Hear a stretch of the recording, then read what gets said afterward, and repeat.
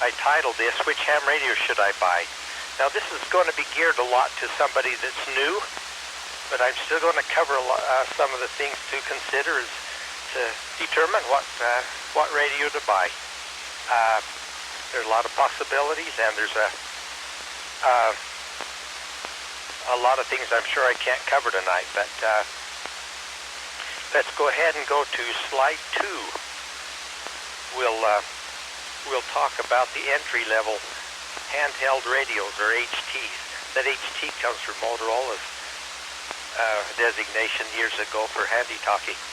But first of all, if you're wondering what to buy, ask your friends or local Elmers, people that are experienced, find out what they use.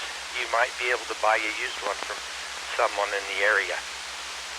And handheld radios, or HTs, are generally recommended for beginners because they are the least expensive way to get into the hobby and allow you to get on the air quickly. And via the local repeaters, or of course simplex. And I've got a few at the bottom of the page there of some of the different handhelds. Let's go to slide 3. I put 2 possibilities on there, but then I add another later. I've got best options, but here's some that aren't too expensive, but quite a few people are buying the BaoFeng. One is the UV-5R, and there are several other models there. They're not expensive, and some are more robust than others. And others have different options, and they have a lot of possibilities there.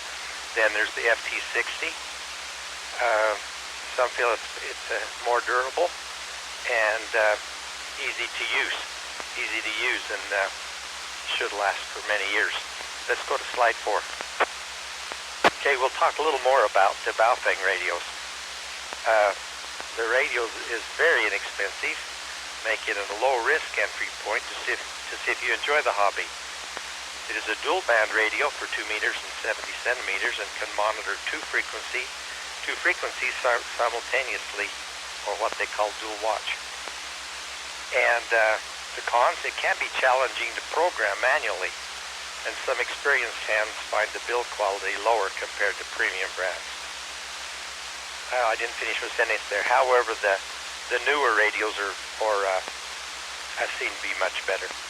There's the UV-5 Mini. Offers a convenient app for programming and USB-C charging. Let's go to slide 5. I'm quite a fan of Yaesu, and this is just a little bit about the FT-60R, a good entry-level radio. That's rugged and water resistant and quite well liked as far as I can tell. It is a durable choice that you likely won't outgrow quickly.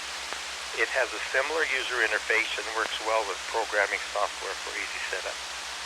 It's a bit more expensive than the BaoFeng and uses an older nickel metal hydride battery technology compared to the newer lithium-ion batteries.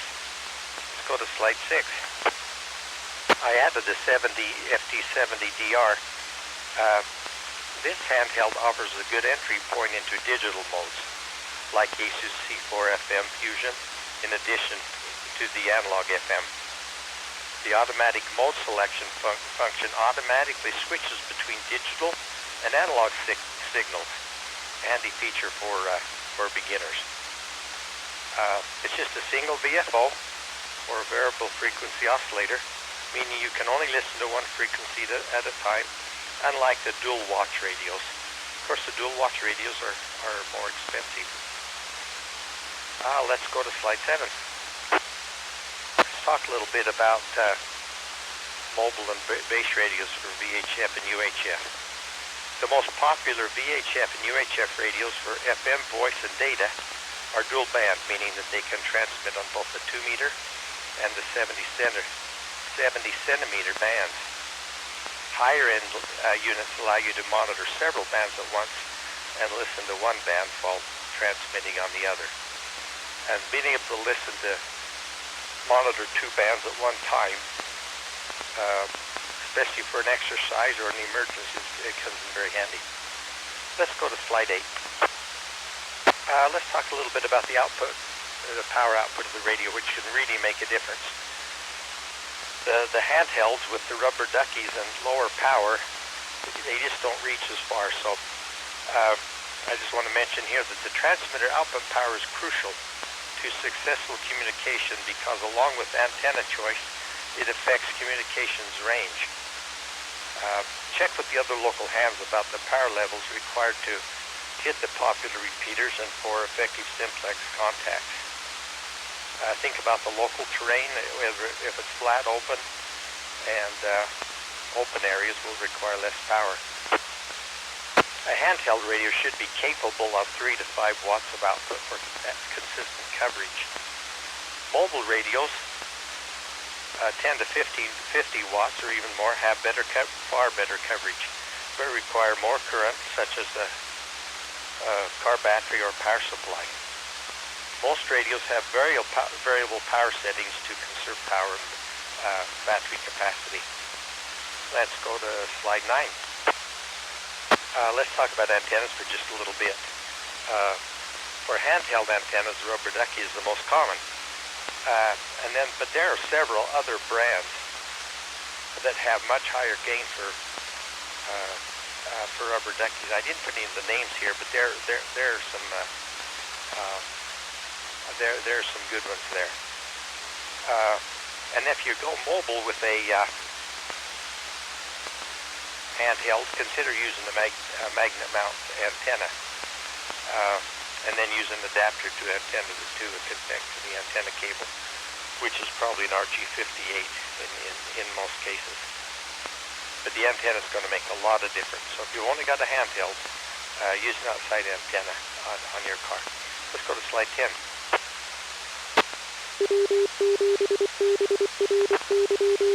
A little bit more about mobile radios. There are many makes and models available, and the most popular are the VHF and UHF dual band radios. And like I said before, they have outputs from 5 to 75 watts. And when mounting in a vehicle, consider the space that you have in the vehicle.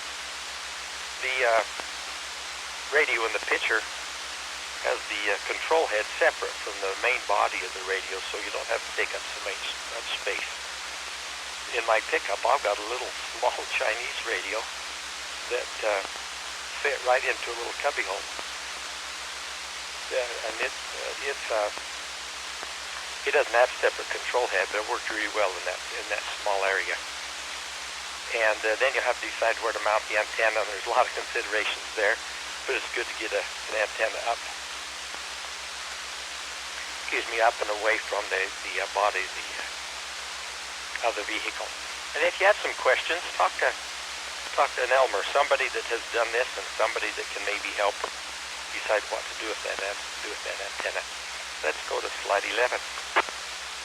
This is KM7G for ID. A few other considerations. Be sure to buy radios that are type accepted for the bands that you'll be operating on. And I put that in there because here I've been talking about ham radios, but many of us have FRS radios, GMRS radios, or MERS radios, and so it's important to have the kind that type accepted for. And how much are you willing to pay? There's so much information on the internet, so it's easy to really research the different brands such as Yaesu, Icon, Kenwood, and a lot of others, and then read the reviews of the radios. You get some really good information there. Let's go to slide 12. Let's talk for a little bit about some HF and multi-band radios. These are just some possibilities. I don't have an ICOM IC7300, but they are really popular and a lot of people have them. So if anybody wants to make a comment after I'm done talking tonight, you're welcome to do that. It's highly praised in the amateur community. This is an excellent entry-level high-frequency base station radio. It's known for its superb receiver and a large color touchscreen with a waterfall display. It is a 100-watt rig allowing for long distance contacts, but it only covers HF and 6 meters. But still a pretty darn good choice. Let's go to slide 13. Here's another quite popular radio, the FT-991A. It's an all-in-one solution. In other words, it offers HF, VHF, and UHF bands in all modes. Single sideband, CW, AM,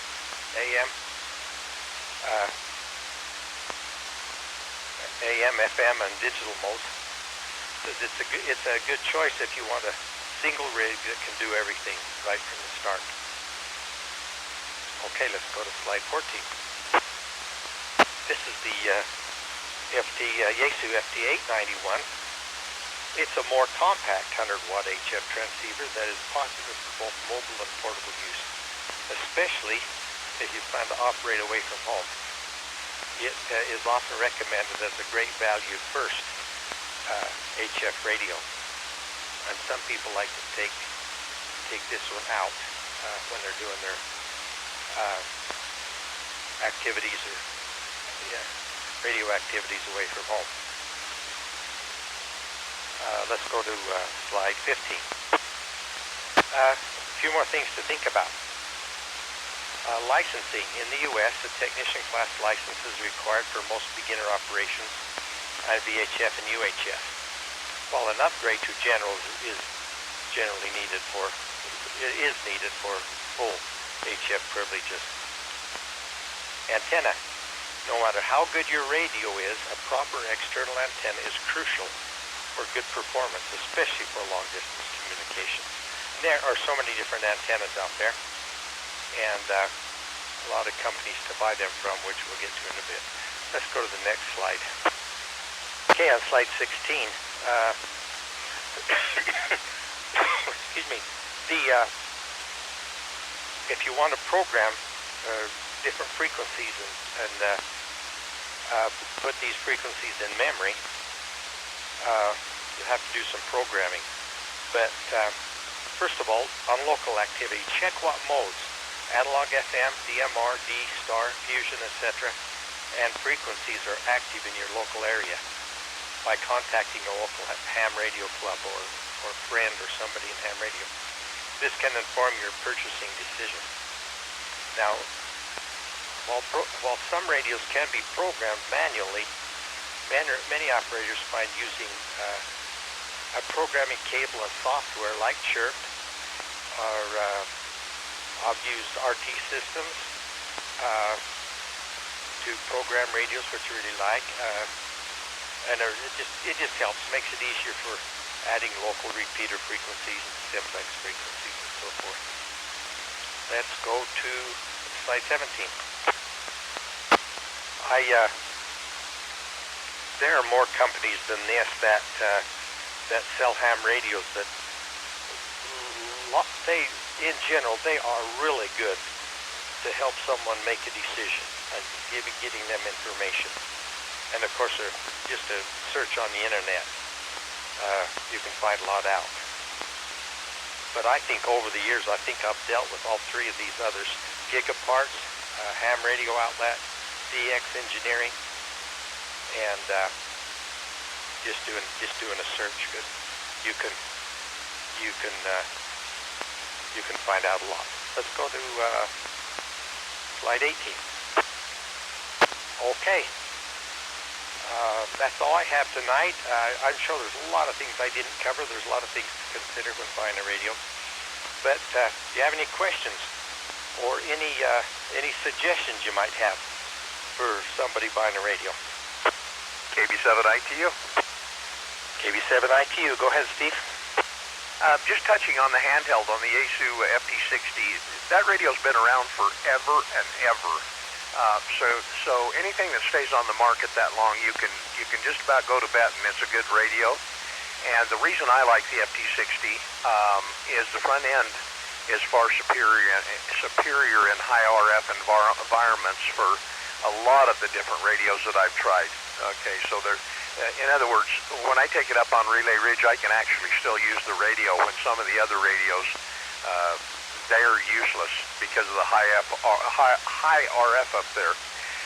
The FT-60 does have an option now for a lithium battery with the drop-in charger. I just worked with a fellow this evening, and we was able to round up some information on a lithium-ion battery for his FT-60 and a drop-in charger, and they were both only about $26 a piece. They're actually cheaper than the nickel metal hydride replacement that the FT-60 has. So I've got 3 of those radios. I've kept my eyes open and bought them used on the market, and I didn't want to be without one because in case they ever quit making them. So they just didn't quit making them. So anyway, that's just kind of a piece of information on my end. Besides, it's got a superior squelch circuit on it, right? So it's all manual squelch. It's not a click digital type squelch. You can fine tune the squelch a little bit easier than you can on some of the others. Some of the like the BaoFengs and stuff like that. Sometimes even the Anytones radios, right? So sometimes the squelch 1 setting, the very first click, sometimes is even too much. But you get a radio, ICOM, Kenwood, and Yaesu all put out variable squelch circuits on their radios, and that's far superior to the click type squelch settings. KB7ITU, back to net. Thank you, Steve. I appreciate that. Any other questions or comments?